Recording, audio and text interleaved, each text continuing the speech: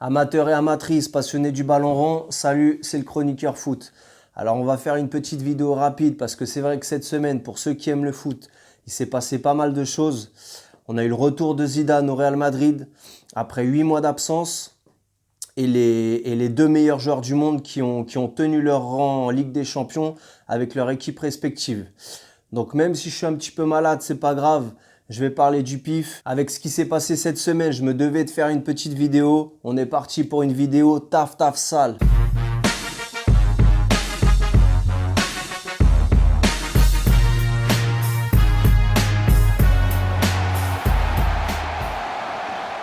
Donc on commence avec le retour de Zidane après être parti du Real Madrid il y a 8 mois. Donc pour moi, il avait tout compris. Il a été encore une fois très intelligent. Pour ceux qui ont vu ma vidéo sur la crise au Real Madrid, je pense qu'il avait conscience que l'année dernière déjà ça avait été très difficile et la victoire finale en Ligue des Champions a vraiment relevé du miracle. On va pas revenir sur le parcours, je l'ai expliqué encore une fois sur cette vidéo-là. Mais lui, il a senti venir tout ça. Une équipe du Real Madrid en fin de cycle et il a préféré sortir par la grande porte. Et là, il revient encore une fois par la grande porte en tant que sauveur. Et je pense que s'il avait continué cette année et il avait commencé la saison avec le Real Madrid, ça se serait malheureusement pour lui mal passé et ça aurait un petit peu terni son image. Donc là, quand je dis qu'il est très intelligent, c'est que quand le téléphone il a sonné et que Florentino Pérez lui a demandé de revenir, je pense qu'il a obtenu, et c'est une certitude maintenant, on en a eu la confirmation, les pleins pouvoirs. Une enveloppe, alors ça, entre parenthèses, parce que nous, jusqu'à preuve du contraire, on ne connaît pas le comptable du Real Madrid, mais d'après ce qui se dit, il aura une enveloppe pour recruter cet été à hauteur de 500 millions d'euros. Voilà, 500 millions d'euros, tu as de quoi faire quand même. Donc les pleins pouvoirs sur le sportif. Donc voilà, il sait que c'est même un challenge excitant pour lui parce qu'il a jusqu'au mois de juin, donc la fin de cette saison, vu qu'il n'y a plus rien à jouer pour préparer tout ça. Là, il est vraiment roue libre jusqu'à la fin de saison, il est tranquille, libéré, il n'y a pas de pression. Et il a tout le loisir et tout le temps pour préparer donc cette saison à venir. Et je pense qu'il va faire des trucs sympas avec la petite enveloppe qu'il a à disposition. Voilà. Alors pour tous ceux qui par rapport au résultat du Real Madrid se sont beaucoup permis de dire qu'avec Zidane à la tête du Real Madrid, ça se serait passé autrement. Et avec encore plus Ronaldo, toujours présent au Real Madrid, ça se serait passé différemment cette saison. Alors, peut-être que par rapport au talent de Ronaldo indéniable et aux qualités de Zidane, ils auraient pu peut-être sur certains matchs, éviter le pire. Mais je pense que sur toute une saison et toute une compétition, toute une campagne de Ligue des Champions, ils n'auraient rien pu changer. Si par chance ils se seraient qualifiés peut-être en 8e, ils se seraient sûrement fait éliminer en quart. En championnat, ça aurait été aussi difficile sur toute une saison de tenir tête à l'Atlético et au Barça. Parce qu'encore une fois, et je vais faire la transition et finir avec le Real Madrid et Zidane sur ça, si ton équipe, si ton collectif ne tient pas la route, t'as beau avoir le meilleur joueur du monde dans ton équipe, malheureusement, il ne pourra pas te sauver sur chaque match, c'est pas possible. Voilà. Et la transition, elle intervient justement sur le match aller avec la Juventus. Le match aller avec la Juventus face à l'Atlético Madrid, donc en Ligue des Champions, tout Ronaldo qu'il est, malheureusement pour lui, et on a vu sur ce match-là qu'il avait envie de montrer qu'il était toujours présent. Il courait beaucoup plus que ses partenaires, on sentait qu'il avait encore cette niaque, cette envie de gagner, mais malheureusement son équipe, son collectif n'a pas suivi. Donc t'as beau être encore une fois le meilleur joueur du monde, si t'as pas de centre, tu mettras pas de tête. Si t'as pas de bonne passe à te mettre sous les chicots, t'auras pas d'occasion de but et t'as beau t'appeler Ronaldo, tu pourras pas faire mieux que ce que tu as fait sur le match aller. Et aujourd'hui, dans le football moderne, et ça, j'aimerais bien que vous l'intégriez une bonne fois pour toutes, un seul joueur ne peut pas faire la différence sur toute une saison ou toute une compétition. Bien sûr que sur un match, des joueurs comme Ronaldo, Messi et d'autres, même si ceux-là sont assurément les 2 meilleurs joueurs du monde et ils ont une marge et il y a un fossé entre ces 2 joueurs-là et tous les autres. Il l'a encore prouvé cette semaine. Malheureusement, le football aujourd'hui tel qu'il est aujourd'hui, tous les joueurs physiquement, ils sont au top. Ils sont au top. C'est des machines les mecs. Regardez à quelle vitesse aujourd'hui vont les attaquants, les défenseurs, le rythme physique qu'ils ont. Ils ont un cardio de fou furieux. Ils ont une musculature que n'avaient pas les joueurs de football il y a encore 15, même 10, 15, 20 ans de ça. Regardez un petit peu, on parle des Maradona, des Pelé. Regardez les vidéos, il y en a, hein. Vous pouvez trouver ça sur internet. Regardez les vidéos des défenseurs à l'époque, quand les Maradona et Pelé, ils s'amusaient à dribbler 2-3 joueurs. Les mecs, c'était des plots. C'était des plots. Physiquement, ils n'étaient vraiment pas à la hauteur. Ils sont pas du tout le même gabarit que les défenseurs d'aujourd'hui, que les joueurs, peu importe le poste que tu occupes aujourd'hui, ils n'ont pas du tout le même gabarit. Et voilà, il faut comprendre aussi qu'à l'époque, Maradona, Pelé, quand ils jouaient des Coupes du Monde, il y en a, leur adversaire, des fois la semaine, ils étaient boulangers, ils étaient maçons. Ça, faut pas l'oublier. Aujourd'hui, dans le football d'aujourd'hui, t'as pas de maçon la semaine. Hein. Ils sont tous footballeurs professionnels, ils s'entraînent tous un minimum de 5 fois par semaine, 2 fois par jour. Ils sont je sais pas combien d'heures par semaine à la salle de musculation. Ils ont des diététiciens, ils savent ce qu'ils doivent manger, ce qu'ils doivent boire. Alors bon, boire, c'est pas compliqué. Hein. Si tu as un minimum de jugeote, tu sais que tu n'es pas censé te taper un petit Sky, mais bon, hein. Voilà. C'est des machines de guerre, c'est des machines de guerre. Donc aujourd'hui, peu importe le talent que tu as, peu importe le joueur que tu es, sur toute une saison, tu ne pourras pas faire la différence comme pouvaient le faire des Pelé, des Maradona à l'époque. Parce que le contexte, il est différent, les joueurs sont différents. Quand tu avais un talent comme l'avaient à l'époque ces 2 joueurs-là, tu pouvais te permettre, de par ton talent, de prendre la balle et de faire la différence, même quand ton équipe, elle n'était pas à la hauteur. Maintenant, ça c'est fini. Aujourd'hui, il faut être un monstre physiquement, il faut être bon tactiquement. C'est un tout pour être performant au haut niveau et perdurer. Et je faisais la transition tout à l'heure et je parlais du match aller de la Juve, où le collectif n'avait pas répondu présent sur le match aller et donc n'avait pas pu aider Cristiano Ronaldo à performer sur ce match-là. Au match retour, vous avez vu le match, le collectif il a été performant comme pas possible. Tout le monde a répondu présent, physiquement, tactiquement, techniquement. Et on a vu la différence, un mec comme Ronaldo, quand tu as le collectif qui suit, et ben voilà, ce mec-là, il lui faut pas 15 occasions. Le pressing, il était énorme. Ils ont étouffé les joueurs de l'Atlético Madrid.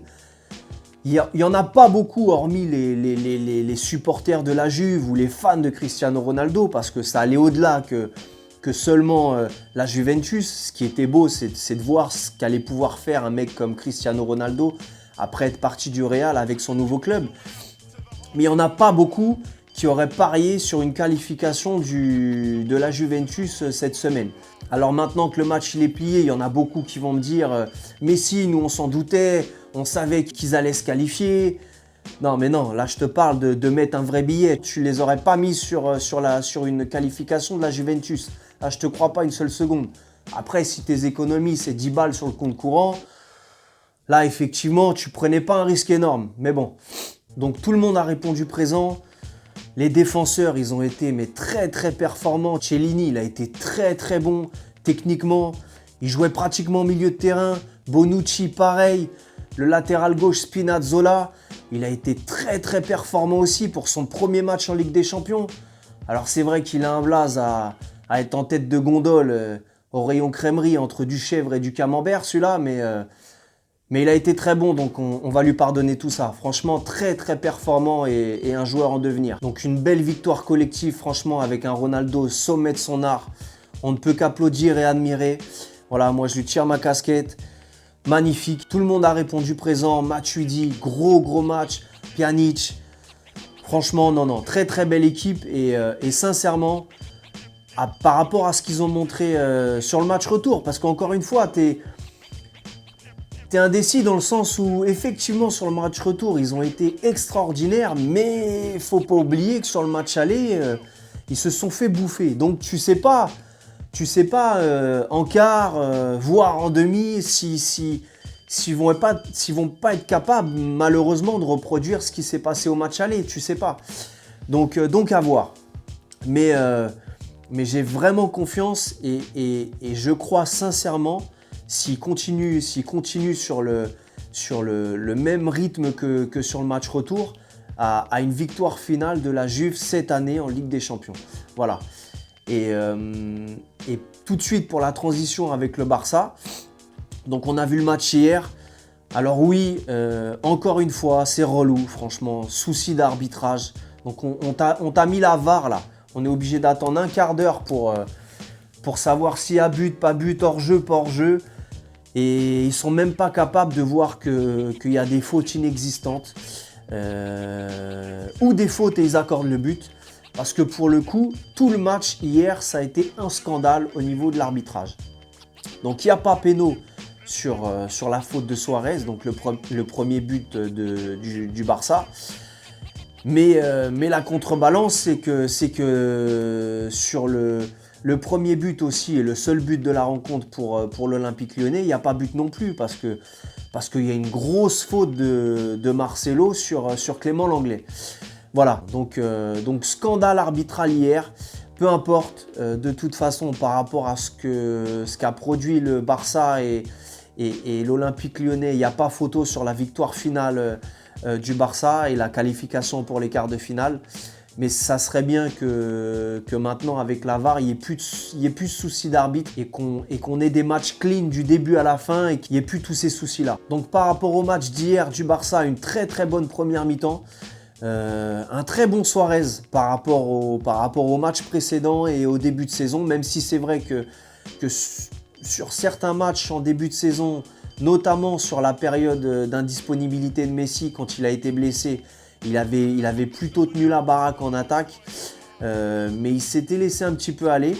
Et il est revenu très très bien sur cette première mi-temps hier. Par rapport aux années précédentes, je trouve que cette année, le Barça ont retrouvé une solidité défensive. Alors, c'est pas encore la sécurité sociale, mais c'est beaucoup mieux que les années précédentes, avec un Piqué qui retrouve la forme qu'il avait à l'époque quand il était aux côtés de Puyol, et un très très bon Clément Lenglet qui s'est très très bien adapté à sa nouvelle équipe. Umtiti, je ne sais pas quand est-ce qu'il va retrouver sa place, mais c'est vrai qu'il a du souci à se faire. Au milieu de terrain, Rakitic, toujours égal à lui-même, même si c'est vrai qu'il n'a pas toujours été performant cette saison. Quand il faut rehausser son niveau de jeu, il est toujours là. Busquets, pareil, il a été à la hauteur. C'est vrai que ces derniers temps, ça n'a pas toujours été le cas, mais quand on sent vraiment qu'ils sont concentrés sur cette campagne de Ligue des Champions et qu'ils ont vraiment envie d'aller au bout cette année. Et t'as la personne, le milieu de terrain qui fait la différence, que tous les supporters du Barça attendaient depuis longtemps, en la personne d'Arthur. On a vraiment l'impression qu'on retrouve, comme à l'époque de Xavi, un milieu de terrain capable de faire les bonnes passes au bon moment, dans le bon tempo. Pour preuve, la passe qu'il a faite à Suarez sur le deuxième but, quand après Suarez fait la différence et fait une passe décisive pour Coutinho. J'ai trouvé pour le coup un Coutinho plutôt pas mauvais hier sur la première mi-temps. Voilà, donc ça a vraiment fait plaisir. On a l'impression aussi qu'il s'est dit allez, c'est le moment, on y va. Il a couru plus que d'habitude, il a été plus juste techniquement. Et avec un très grand Messi, alors voilà, toujours égal à lui-même. Là, pour le coup, il a été aussi aidé par le collectif parce que c'est vrai que ces derniers temps, des fois, il gagnait le match à lui tout seul. Mais par rapport à ce que je disais tout à l'heure, pour pas être dans la contradiction, ce qui est valable pour l'un est valable pour l'autre. Malheureusement, ce qui a porté préjudice au Barça les années précédentes, c'est que le collectif ne tenait pas la route. Ils peuvent aussi prétendre à une victoire finale, mais malheureusement, j'y crois un petit peu moins que pour la Juventus. Pourquoi? Parce qu'il y a une moins bonne solidité défensive. Le Barça, tu as toujours l'impression que peu importe l'équipe qu'ils sont amenés à rencontrer, ils peuvent se prendre un but. Et ça, en Ligue des Champions, ça ne pardonne pas, c'est préjudiciable. Et sur la deuxième mi-temps hier, pour ceux qui ont vu le match, pendant un quart d'heure, 20 minutes, tu as senti qu'ils rentraient sur le terrain comme si le match il était déjà plié, comme si c'était déjà acquis. Et ils étaient tous collectivement les bras ballants, tranquilles. Et ça posait de problème à personne. Et c'est un petit peu ce qui s'est passé contre la Roma l'année dernière au match retour. Et c'est pour ça d'ailleurs qu'ils ont été éliminés. Sauf que l'année dernière, pour le coup, ils se sont fait marcher dessus durant tout le match. Mais cette nonchalance, cette incompréhension par rapport à ce qui se passe, je l'ai retrouvée malheureusement hier sur ces 15-20 minutes. Et après, grâce au troisième but de Messi, ils ont repris le dessus, surtout parce que Lyon, ils ont pris un coup derrière la tête et ils se sont dit qu'après ce troisième but, ça allait être très très difficile de revenir au score et d'aller marquer 2 buts. Mais contre une autre équipe, une grosse équipe, ça ne pardonnera pas. Parce qu'en Ligue des Champions, quand tu arrives et que tu atteins les quarts de finale, tu n'as pas le droit à l'erreur. Donc on verra. On verra ce qui va se passer. En tout cas, c'est excitant. J'espère sincèrement parce qu'ils sont malheureusement plus proches de la fin que du début. J'espère encore les voir sur le même terrain et qu'il y ait une confrontation, alors que ce soit en quart ou en demi, si les deux équipes sont amenées à se qualifier, entre la Juve et le Barça pour voir Messi et Ronaldo s'affronter de nouveau. J'espère vraiment que le tirage au sort va faire en sorte qu'ils puissent de nouveau s'affronter. On verra. Voilà mes salles sportifs, on en a fini.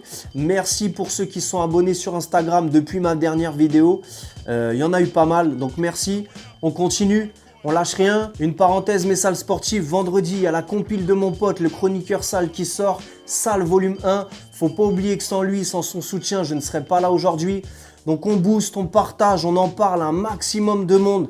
C'est très très lourd, j'ai tâté le projet, franchement c'est du bon boulot. Il y a le clip avec Al Capote qui sort vendredi en même temps que le projet. Donc encore une fois, on soutient, on booste, on partage un maximum. Comme d'habitude, portez-vous bien, prenez soin de vous. Il n'y a pas que le foot dans la vie. Aérez-vous la cabeza, faites du sport. Et ça, je vous assure, ça fera plaisir à vos mamans.